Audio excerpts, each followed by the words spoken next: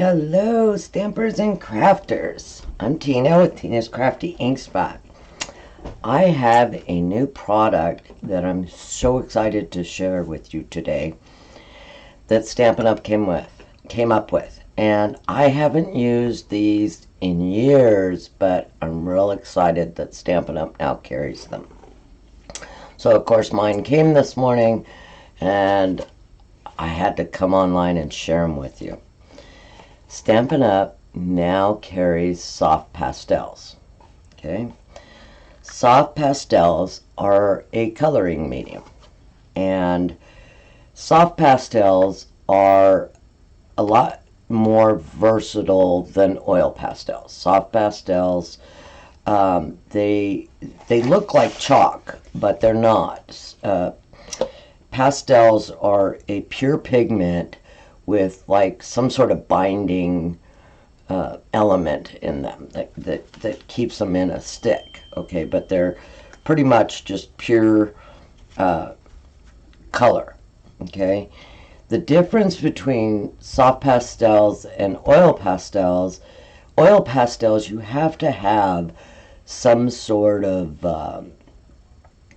solution to or activator for those to work. The soft pastels, I'm going to show you the different ways you can use those. They're so much more versatile and they're a lot of fun. I mean, they're fun to experiment with. So let's just jump in and you'll kind of catch what I'm getting at here. So these new soft pastels come in 8 different colors. They come in Coastal Cabana, Daffodil Delight, Gorgeous Grape, Granny Apple Green, Mango Melody, Mossy Meadow, Night of Navy, and Poppy Parade. Okay? Now, the fun thing about these is you can use them on your regular cardstock.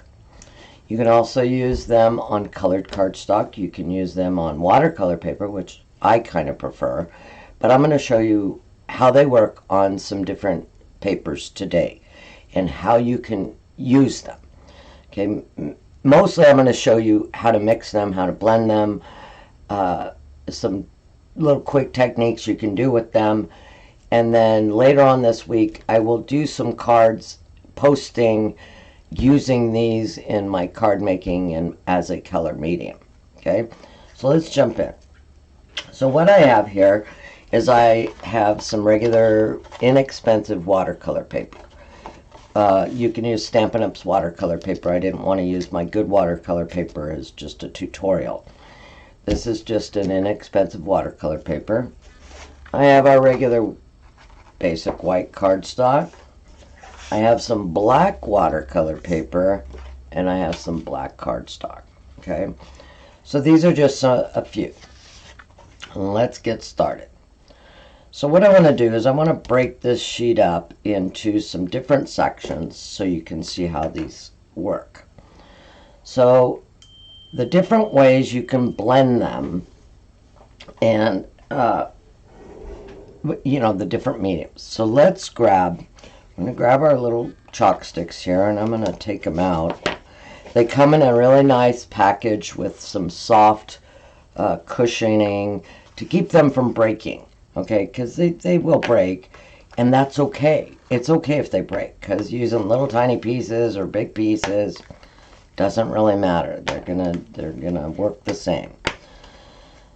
So you can use them if you want to just flat color. You would just drag it across your paper, okay? Or you can color with them like you would here, okay? And you want to mix colors because you're going to come up with, they've given you a nice assortment here where you can come up with some good secondary colors. So I'm just going to grab some daffodil to go with this Night of Navy. And your first way to blend these, and once you've laid the color down, is your finger. Simple as that. You're just going to take your finger and you're going to blend it.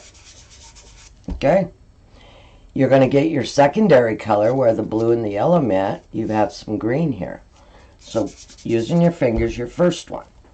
So if we were to do, now that's on watercolor paper, okay? So now if we were going to do the blue and the green on just our white cardstock, as you see, the white cardstock is smooth, so it doesn't have as much texture as the watercolor paper does. But either will work. So we're going to add some of our yellow. We're going to use our finger. You get a lot smoother blend on the smoother paper, okay? So that's our first one, where we're using our finger to simply blend our colors, okay? See if I can try to write a little neater here. Okay, your second way is, let's lay down some color. Let's use some of this bright, beautiful Poppy Parade, and maybe add in some of the orange here, the mango. So your second way is simply with your sponge dauber. And I believe Stampin' Up! Has given you a couple of ways to do this. You can use blending brushes, stamping sponges, and daubers. So here's our dauber. And you see that blends it really well. Okay? Now I always keep a light, soft bristle brush to kind of brush off any excess. But you also notice your brush can blend it. See there? Okay. So that is your dauber. And if we did it here, let's do our same colors here. This is on the regular cardstock, the regular white. You're going to get a lot smoother transition there. Okay. Brush off our excess. So that one is the dauber.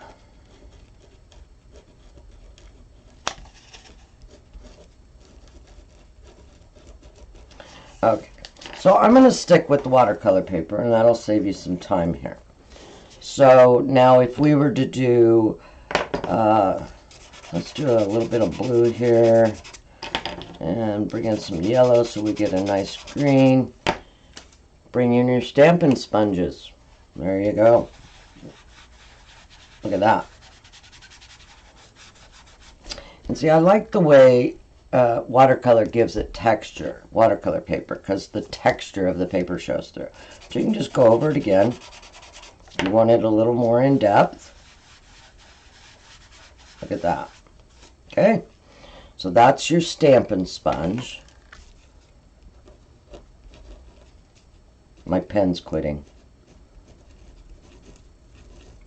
Okay, so we got our sponge. Did I seriously just spell that wrong? I did. Sorry. You know what? It's all good. Maybe that's the European spelling. Okay, now our next way is we're going to lay down some color. Let's do some Coastal Cabana. Let's add a little of the Night and Navy right over it, randomly. And maybe we'll just put a little bit of poppy there, and then some yellow. And your next way is to bring in your aqua painter, or just a little paintbrush and some water, and you're just going to take your wet paintbrush and go right over it.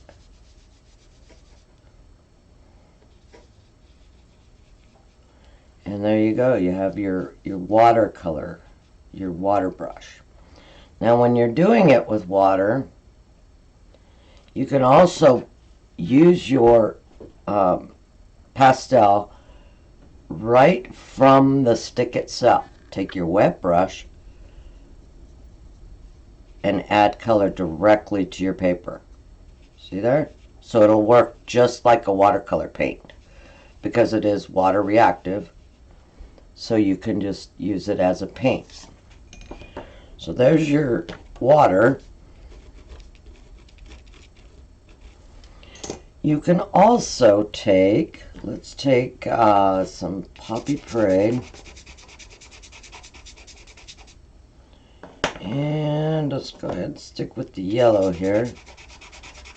When you go into it, you're going to get your secondary color, which would be orange. And now I keep an aqua painter that has actual rubbing alcohol in it. Let's see if I get it started here. This aqua painter is pretty old. So it'll also, oops, my painter was dirty. So it'll also activate with rubbing alcohol. See there? And blend. And again, you can do the same thing. It's not going to hurt it. And go right there. Now the benefit of using alcohol versus water, the only real benefit and difference is that rubbing alcohol is going to dry a little bit faster than water. Or maybe you're on your regular cardstock. Let's see if maybe it'll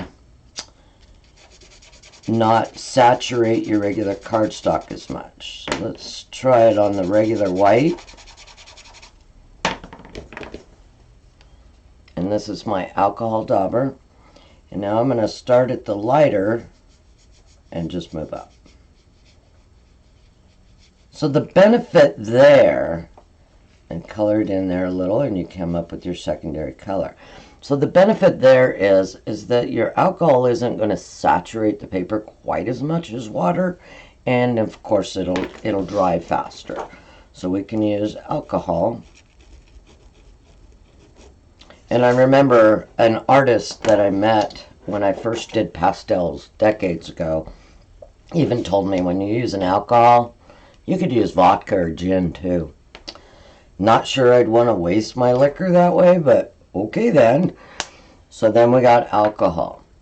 So now our next blending, let's just grab a couple of greens here.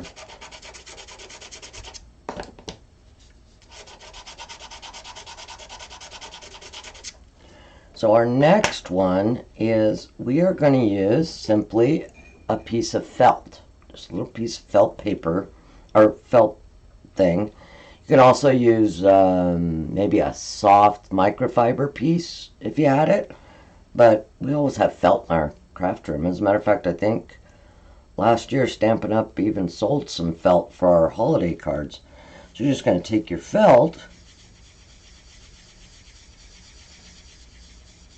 and see there, it'll blend it out, and that's another way to blend it. Now with the smooth paper, so this is our regular basic white,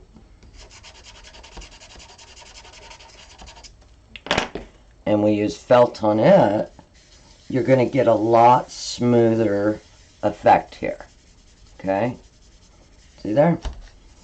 So we can even add more color and blend it out to the sides a little bit. So there's your felt. So basically the only difference is that the texture of your paper. Now, there are actual pastels papers out there that you can buy strictly for doing pastels. There's ones for doing oil pastels. Okay, there's ones for regular soft pastels. And like I said, a soft pastel is water reactive and easily reactive to just blending how you want to blend it.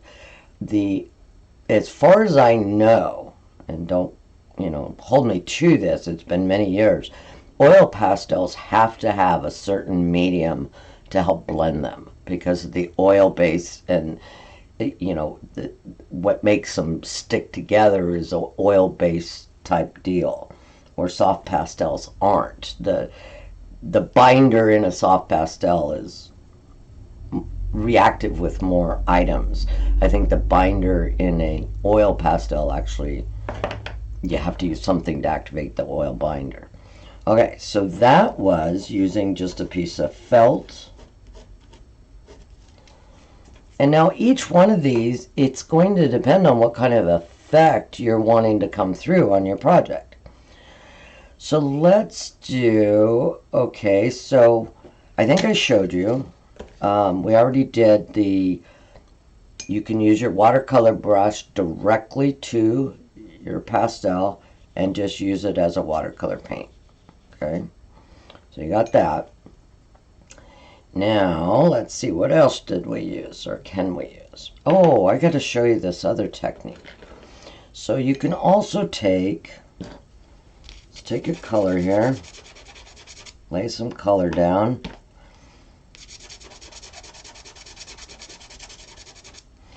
You can also use what they call our blending stubs.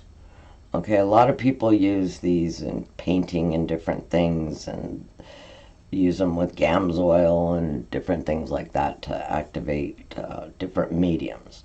But you can just take these blending stubs and do the same thing.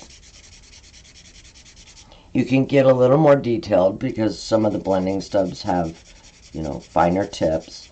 And a blending stub is, you know, it's kind of just like a rolled cardboard is all it is. Okay, so you can use that.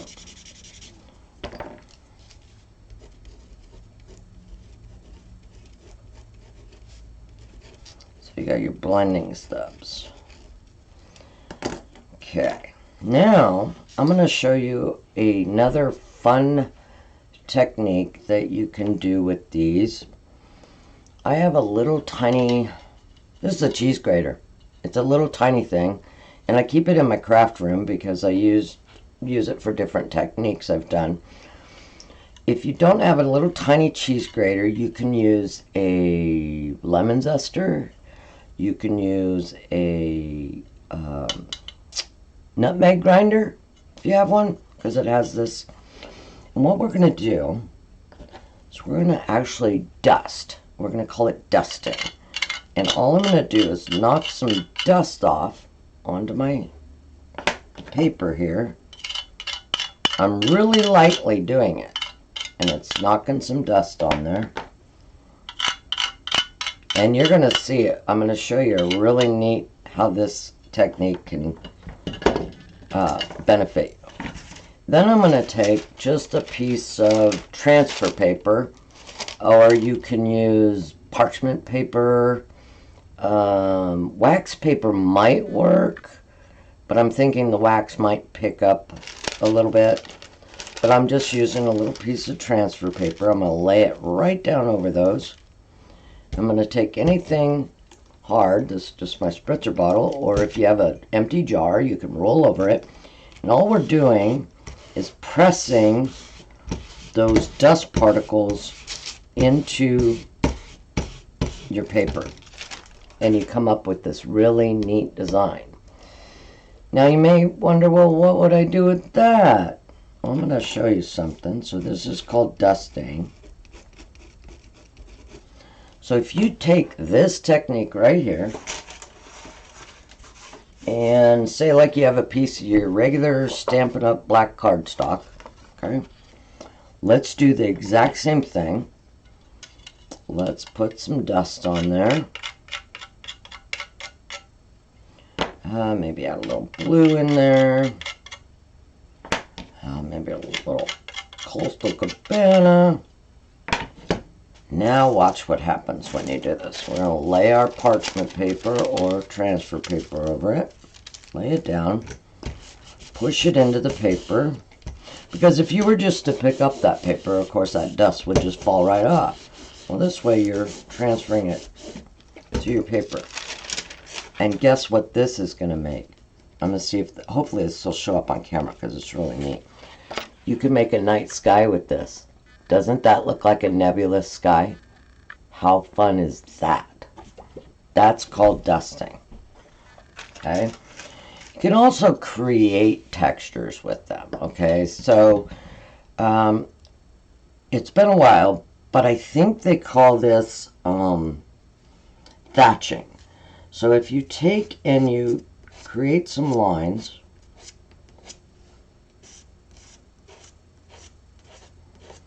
kind of just making it, you know, textured lines there. And then you take whatever medium it is you want to blend. I'm just going to take a little bit of watercolor on my brush. I'm going to go over that. So you're going to end up with this really neat texture underneath. Okay? So what if you wanted to add over the top of that? You can do that too. How cute would this be for, say, like you could create fur texture or clothing texture, okay? So say like you wanted to create, I'm just going to grab a color. So you wanted to create like a fur texture. Okay, let's just add some little random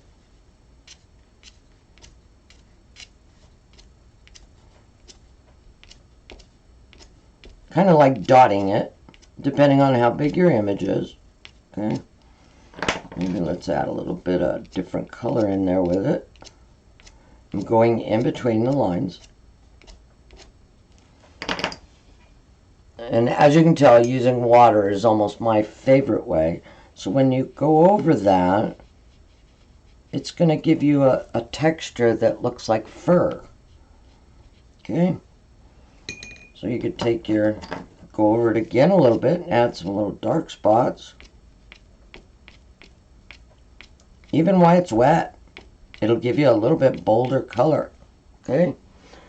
There's a nice texture. And that is kind of just like a blended fur. Let's call that fur. Sounds good to me. And you can also use that same technique of laying it down to where you can blend it out. Okay. See there?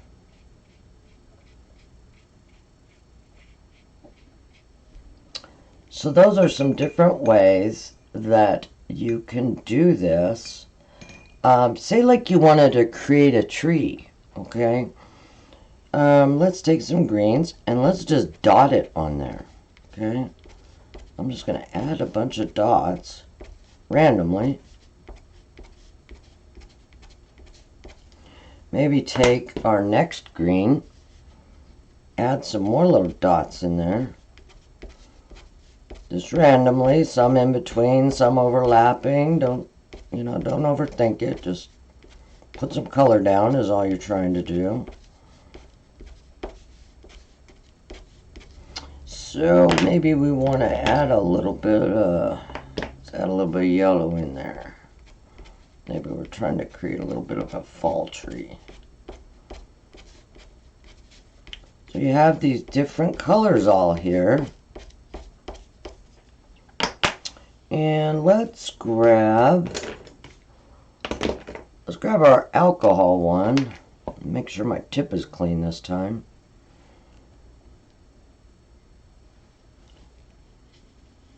Let's blend that.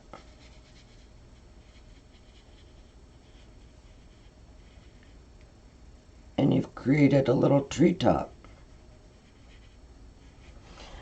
So all you're doing is adding color, blending it. There's just so many ways to use it. So even if I wanted to add a few more in there, or maybe I wanted to add some stems in there with the corner. You can draw with the very tip corner of it. Okay? There you go. Now we'll just take our little blender here. And you can lay them on there. Or, take your marker to your pastel. Maybe carry it out. It's just, there's so much you can do. But I wanted to show you there were more ways than just a couple ways that you can use this. There is a way to erase the pastel also. Let me grab a regular normally you would use a there's a special eraser, and I don't have mine on hand, but I'll put it in the remarks, the type of eraser you could use. But you could actually remove parts of it if you need to. Okay, there's a special eraser, and I will write the name of it because it's totally evading my thoughts at the moment, but you can erase it. Okay, you can also take let me find one here, a stiff bristled brush, okay? This one's not really stiff, but you can also remove some of it, okay? So you could actually create designs just with using a brush, okay? Say like you were trying to blend that or to create fur or something, you know what I'm saying? There you go. You can use a brush.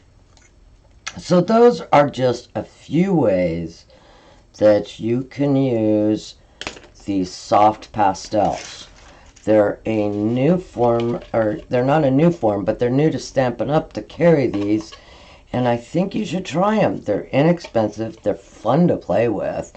I will put together in the next few days some cards utilizing some of these different ways to use these pastels, creating landscapes. You can do so much. Say like you had this, and this was your base background, this felt background. Well, what if you wanted to just create a little flower field? Just add a little bit of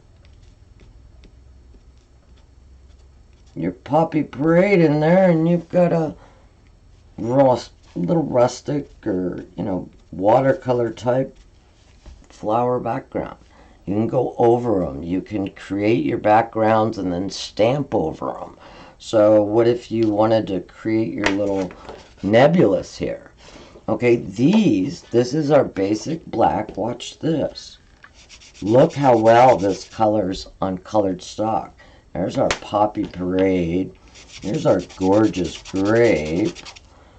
Let's see. Ooh, Coastal Cabana. Look how well those color on there. There's a little Granny Apple Green in here. Or how about our Mossy Meadow? Night of Navy. I think this one is Daffodil. Then you got, oh no, that one's Mango. This one's Daffodil. Look how well those color on black. You can blend them. There you go. Let's take a little brush. Let's blend them around. So there you go. Another way to color on black. You know, maybe white emboss your image on black. Put some pastels in there. Color it. Blend it. Endless. Okay? So I just wanted to share these with you. If you were kind of like, well, what do I do with those? There are a lot of things you can do with them. Okay? Use them for watercolor. Use it for quick coloring. Just blend some color. Play with them. Try different techniques. Create fur. Create a tree. This one. Okay, this is going to be my first card. You know that. I'm going to do some sort of starry background. But try them out. You've got so many different mediums and ways to use them. Play with it. Have a good time, and I hope this helps you. You have a happy stamping day. Stay tuned. In the next few days, I'll be making some cards using the pastels. Have a great day. Bye-bye now.